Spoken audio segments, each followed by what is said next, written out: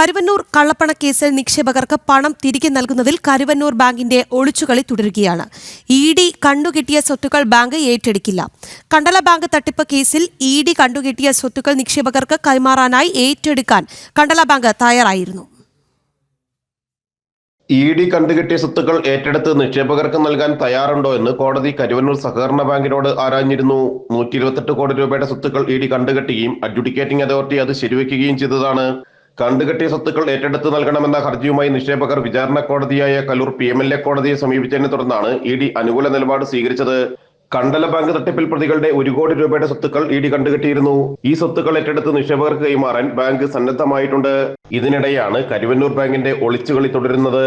3,22 ലക്ഷം രൂപയുടെ ക്രമക്കേട് നടന്നതായാണ് ED കണ്ടെത്തിയിരുന്നത്. Karakonam medical college കൊലക്കേസിൽ പരാതിക്കാർക്ക് നഷ്ടമായ പണം ഇഡി തിരികെ നൽകിയിരുന്നു. കണ്ടുകെട്ടിയതിൽ 80 ലക്ഷം രൂപ 6 പേർക്കായിട്ടായിരുന്നു കൈമാറിയിരുന്നത്. ജനം, കൊച്ചി.